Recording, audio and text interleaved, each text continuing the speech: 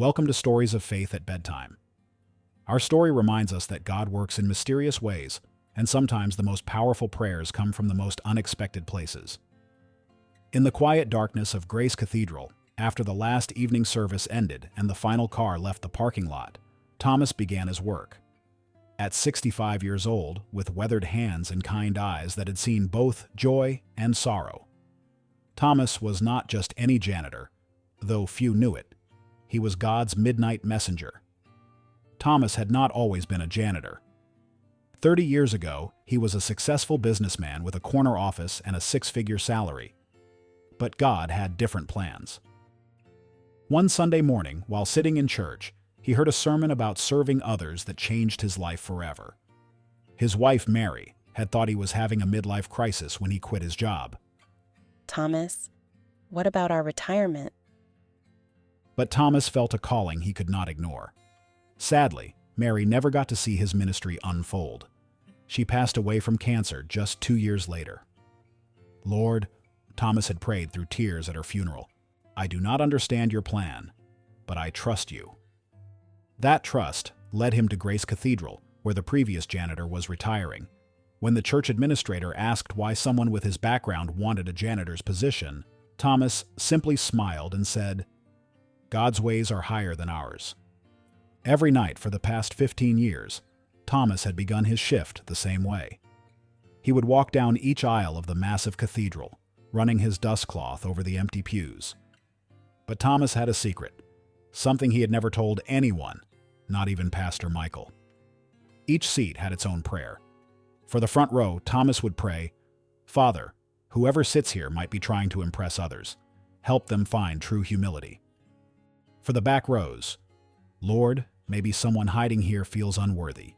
Show them your endless love. For the seats near the crying room, God, bless the young parents who will sit here, struggling with restless children.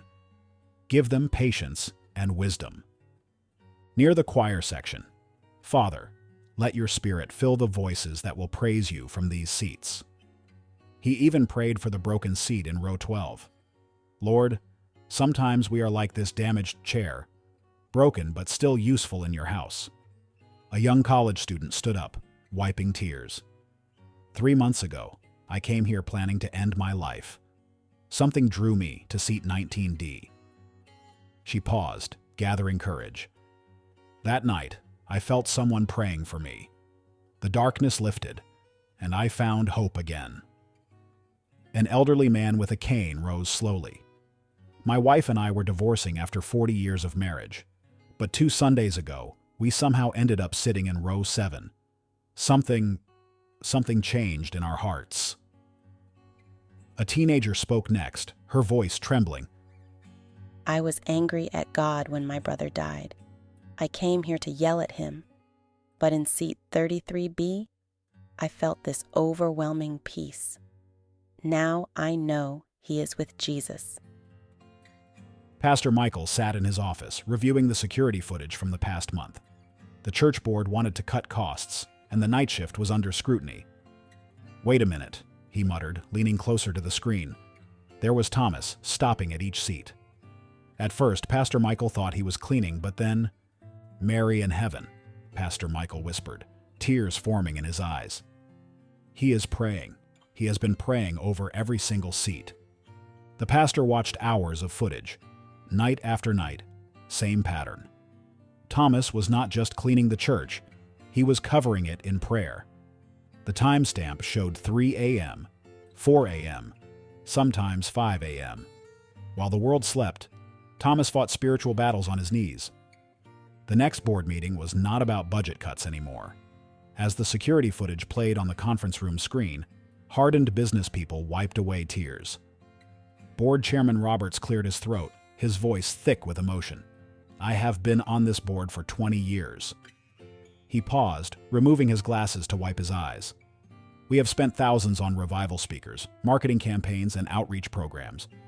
But here was the real revival, happening every night through a janitor's humble prayers. Mrs. Anderson, the church treasurer, spoke up. Do you realize the timing? She opened her ledger. Our biggest surge in attendance began exactly 15 years ago, the same time Thomas started working here. But that is not all, Pastor Michael added, pulling out a map of the sanctuary. I have marked every seat where people reported experiencing God's presence. They perfectly matched Thomas's prayer route. They called Thomas to the office the next day. He came in still wearing his work uniform, cap in hand, looking nervous. Thomas, Pastor Michael began gently, how long have you been praying over the seats? Thomas's weathered face flushed. I am sorry if I have done something wrong, he stammered. It is just, every empty seat represents someone who needs the Lord. I could not just clean them without praying. The board chairman stood up. Wrong? Thomas, you have been the greatest blessing this church has ever had. Thomas looked confused. I do not understand. I am just a janitor. No, Pastor Michael said firmly, standing as well. You are a prayer warrior. You are the reason this church is alive. The changes that followed were remarkable. The church established a prayer ministry, with Thomas as its director. But he insisted on keeping his janitorial position too. The Lord called me to be a janitor who prays, he explained humbly, not a prayer director who occasionally cleans. Every night, small groups began joining Thomas in his prayer walks.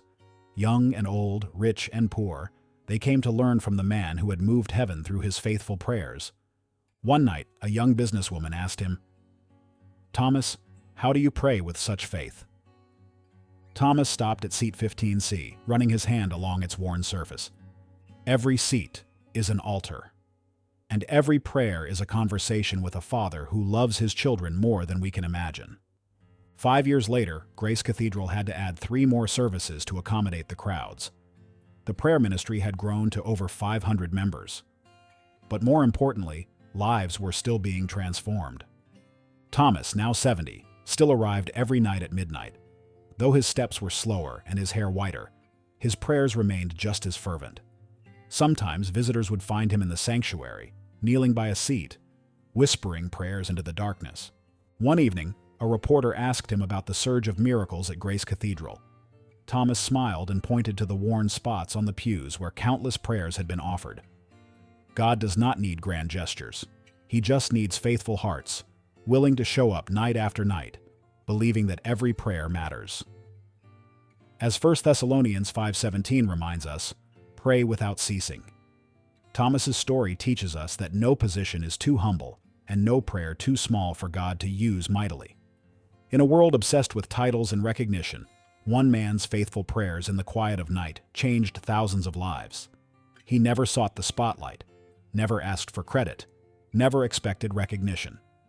He simply prayed, believed, and watched God work. Perhaps tonight, somewhere in your world, God is calling you to be faithful in the small things, to pray when no one is watching, to serve without seeking praise. Because sometimes the greatest movements of God begin with a single heart, faithful in the quiet moments. Remember, dear friends, sometimes the most powerful ministry happens in the shadows when no one else is watching. Your prayers, like Thomas's, may be creating ripples in eternity that you will only understand in heaven. If this story has touched your heart, share it with someone who needs encouragement. And remember, every prayer matters to God. Until our next story, may God bless you with peaceful rest, and may you find the courage to be faithful in your own midnight moments.